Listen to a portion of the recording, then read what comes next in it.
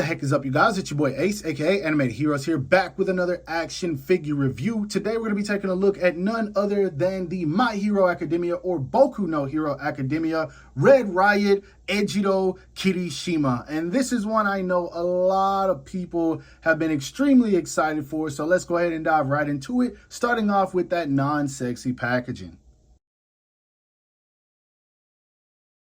So how we went from what you guys see on the right to what you guys see on the left in terms of the boxes, I have no idea. I truly miss all the crazy designs and extra artwork and things that we had on all the old Revoltech boxes. Hopefully they'll go back to this, but sadly, doesn't seem like it's going to happen. I think they're just going to keep it cheap and keep going with these. Now, anyway, on to the non-sexy packaging that we have here in front of us. As you can see, we've got an image of the figure right here with this reddish type background. Everything else is just kind of gray. You got some whites for the writing. You got some blue right in here. And then that's about it. You got the My Hero Academia logo right there, Revoltech, and some scanners right there, Kirishima right there. Some other images right here that look pretty cool. And then you got some poses on the back. The back doesn't look too bad. I mean, you got some really dope poses, but when you compare it to something like this, it's just not even close, man. This is what I used to praise Revoltech for, so I truly hope at some point we get back to this, but again, it's not looking like it. Anyway, let's go ahead and bust the figure out because this is one I'm gonna have some fun talking about.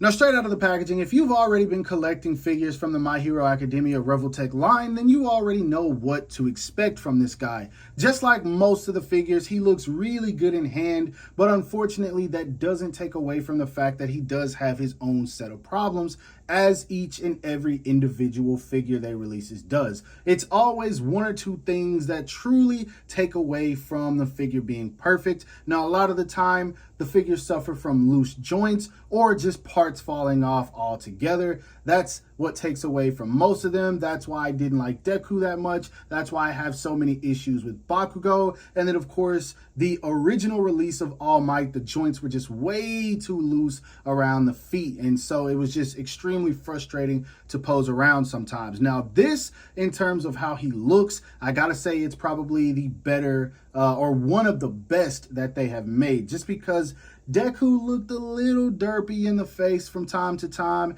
and then some of the face plates on Todoroki didn't look all that good. Then some characters look absolutely stunning, one of them being Endeavor. And it's just, I don't know, each one of these releases is a little bit different. But anyway, let's go ahead and take a closer look at this figure so we can examine some of the details further. Now, first things first, when it comes to the look of this figure, I gotta be honest, it looks absolutely stunning. The spiky hair looks amazing. I love the extra sculpted detail in there. There's actual shading in the hair to make it pop. The metal faceplate that he wears over, or the mask, looks so good. Eyes are painted on very nicely. It definitely has that Kirishima look. He's got the scar that's right above his right eye from when he first activated his quirk. The muscle definition on the chest looks amazing. The sleeves that he's wearing, there's got sculpted wrinkles in them. All of that it just looks so good, man. You've got these little pinwheels around his arms that are attached to the shoulder, so you can really articulate those well enough to actually hide these gaps right here in the shoulders, which is another thing that I love. You just kind of have to move it around, and it works very well, as you guys can see. He's got the sash right here, which is in two different pieces, and you can move that around to kind of hide the gapping whenever you're opposing him. I love that it has some shading attached to it. Here's the little peg hole in the back that you guys can see, and then the pants are sculpted very nicely. Would have been cool to get some shading in those, but I'm not going to complain about that. And then all the way down to the boots, man, he looks really good, man. This is probably the best looking My Hero Academia figure next to Endeavor. Endeavor just looks so good to me. And All Might looked amazing as well. But overall, I really like this figure. Now, some of the things I don't like are the fact that you can't get the elbows to sit flush. They still kind of have a bend to them just because of the sculpt. And then, of course, the legs. I've tried to get him to stand up straight, but sadly, if you do that, or if you try, the legs are just going to pop off. So it's always going to look like his legs are a little bit spread. You can't get him in a complete vanilla pose, but no matter how you have this guy posed up, he's going to look nice. And so we'll discuss that more in terms of articulation. For now, let's go ahead and put him back so we can see how tall he stands. Now, as you guys can see, the way that I've got him standing, it still kind of looks like he's in that ready for combat mode. It doesn't look like he's relaxed. And that's what I meant when I said that you can't get him to stand completely straight. There's always going to be some gapping in there, or you're going to have parts that just kind of stick out a little bit or protrude outward, making him look like he's pretty much just getting ready for combat, almost like he's in a standoff. But anyway, to the top of his head in this particular pose, you can see that he's just shy of 6 inches to the top of his hair. Now, to the top of his forehead, he's right at about 5 inches. And I think this is perfect. He's going to fit in scale with the other Revoltech figures just fine, and I will showcase those once we get to the size comparisons.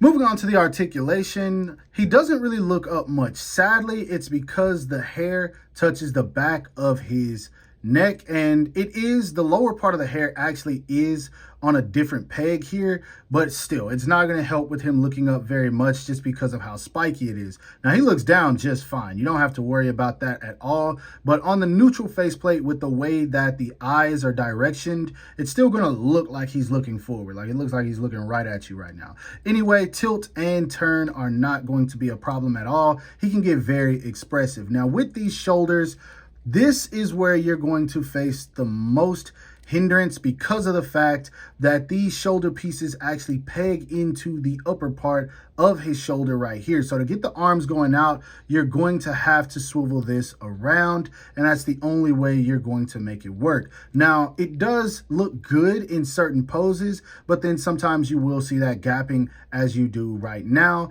Sadly, there's no skin tone underneath here other than the actual torso area. I wish they would have made the peg a skin tone color and then peg into the sleeve, but I don't know. Maybe they come all the way up. I don't know. I have to look again. But either way, you can still get his arms to come in very far for those punching poses, so he's going to be able to fight no problem. The elbows are sadly single jointed, but if you move the arms, you can still get him to pose however you want. As you guys can see here, you can get the hands behind his head for when he's chilling talking to Bakugo, or again, you can get him in those really gnarly fighting poses that he loves to get into whenever he's throwing hands. So that's cool. He does have a swivel at the shoulder. He also has a swivel at the elbow, so that's kind of a positive of the bend, even though it's not really all that necessary. Hands are on a very long hinge. You can move those around just fine. You don't have to worry about too much hindrance at all there.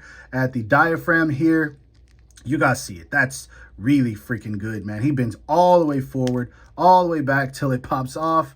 And then you kind of got to pop it back on, and that's not going to be a problem. He swivels, rocks, all that good stuff, man. You want to get him in some crazy fighting poses with the ab crunch, you can totally do it. Now, for the legs, they kick all the way outward. He does have a built-in swivel, and then he kicks forward. I think you have to swivel that around, or maybe he just doesn't kick forward very far. He maybe about that much. That's really all you're gonna get. He kicks back better because the legs actually don't pop off when you move them backwards. So that's a little weird. At the knees, oh man, I didn't realize the knees were gonna look that bad. This is not good at all. It's a hinge joint, and it just looks so ugly, man. Dang, I wish they could have done that better. That is not it. That's probably the ugliest part of this figure for sure. I wish they could have figured a way around it. But he does have a swivel at the knee as well. He does have a swivel right here at the start of the boot. Foot goes down about that much, very far. And then up about that much. He does have really good ankle rocker, and then he does have a toe hinge. Now, again, these little flappy pieces right here are on hinges, so you can use these to hide the back part of the pants whenever you're posing him around. This looks good, man. This looks like a really good figure, but dang, man, those knees look atrocious. That is definitely the worst thing about this figure. I hate that. Now, when it comes to accessories, he doesn't come with a lot, but because of the way Revoltech designs their figures, and they kind of mind trick you with the interchangeability, it seems like he does come with a lot. Now, Straight out of the packaging, this is pretty much what you get. You get the neutral head sculpt with a pair of fist hands, and then he also comes with a smiling look into the side face. Sadly, this is the only happy expression you get with him, and I truly wish that this came with interchangeable eyes, just because, I mean, this is his default expression whenever he's around his friends, and so you can't really get him smiling and looking straight at Deku or Bakugo, who is his best friend. So this kind of sucks. I really wish they would have gave this interchangeable eyes, but we didn't get it. Now, speaking of interchangeable eyes, we do get them with the other faceplates. This is his quirk activated expression. As you guys can see, you got the cracks in the eyes, the cracks and sculpted detail in the faceplates, the sharp teeth. He looks very angry and aggressive here. And what's crazy is he actually comes with an entirely separate upper body for when he is fully unbreakable. And this looks good, man. This looks really good. I love this. Now, if you just want to pop on the upper half of it, you can do that. But if you don't just want to pop it on, you can actually take the arms, the chest piece, or anything off of this for when he just activates his quirk in one particular area, and you can utilize it that way. That's one thing I really love about Revoltech interchangeability. This is very creative. And what I mean by that, this is going to be hard to show on camera, but as you guys can see, this chest plate pops off right here. And so let's say you want to pop that chest plate on here and say an enemy tried to punch him in the chest and he only hardens his chest. You could totally do that. And that is so dope, man. I really, really love that. But yeah, he does come with another quirk activated expression, and this is where his teeth are gritted, and you can see on this body as well that the sleeves are ripped. So very, very creative with this figure. Now it does make me wonder, now that I'm thinking about it, what's the point in wearing the sleeves if they're just gonna rip? I don't know. You would think that he would make it to where they expand with his quirk, but yeah, either way, whatever. That's Horikoshi's choice. Anyway, he does come with several sets of interchangeable eyes. Again, these are only for his facial expressions for when the quirk is activated. You have some that are more squinted. Then you have some that are a little bit more wide open. You've got them looking in several different directions. And then you have the ones that are just completely whited out for when he's in full attack mode. Lastly, he comes with these almost claw type hands for when the quirk is activated, and then he comes with two other sets of hands that are for when the quirk is deactivated. So again, not a lot, but the interchangeability is what's going to make it feel like he comes with everything that he needs. I do wish we would have got like an impact effect or something like that, maybe a smaller version of what we got with All Might, but I am okay with this here. Now, in case you guys want to see what I mean about the part interchangeability, take a look at this. Here he is with the quirk activated facial expression, the quirk activated right arm, and then as you can see, he still does have his regular left arm. And also, I put the chest piece on here as well, so you can see you can change the upper part of the chest and leave the lower part of the chest if you want. And so this just provides so many freaking options, man. This is crazy, and I truly dig it.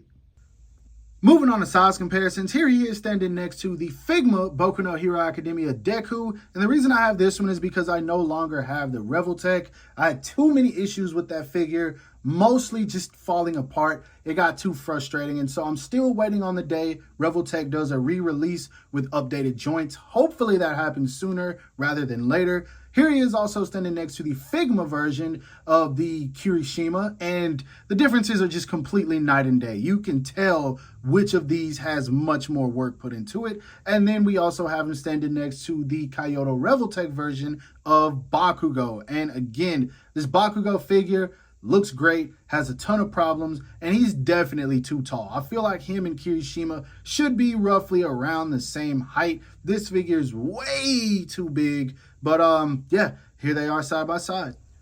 Here he is standing next to a Kaiyodo Revoltech My Hero Academia Todoroki, and as you can see, they scale very well. We also have him standing next to the My Hero Academia Kaiyodo Revoltech All Might, who towers over everything they've released. And then to throw some McFarlane in there, here he is standing next to a McFarlane Shigaraki. Sprinkling in some more McFarlane, here he is standing next to the McFarlane Toys Shota Aizawa, the McFarlane Toys Endeavor, and the McFarlane Toys Meteor. As you can see, obviously these are not meant to fit in scale, but if it suits your collection, then it's fine with me. Last but not least, for some random extras, here he is standing next to a demoniacal fit base form Goku, which is still one of the best figures to release this year. We also have him standing next to a Metacom toy Batman Hush Nightwing, and then a Marvel Legends Final Swing Suit Spider-Man No Way Home Spider-Man.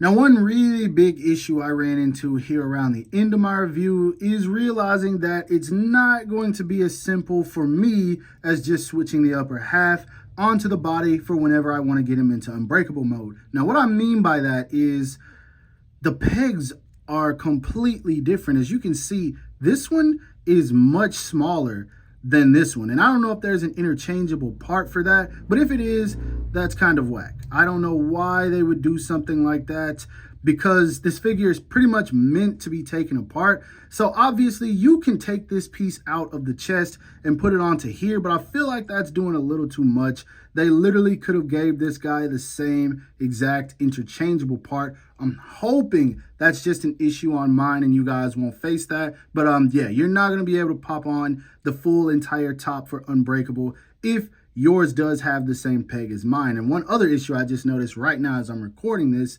be very careful with this lower abdomen piece right here whenever you're interchanging him or posing him around, just because paint rub, as you can see, I hope it's picking up on camera, there is a little bit of red right there on the lower part of the abs, and obviously that came from me just posing the figure around. Granted, it's probably going to be hidden just because of the design, but at the same time, you don't want paint rub on your figure, so be careful with that.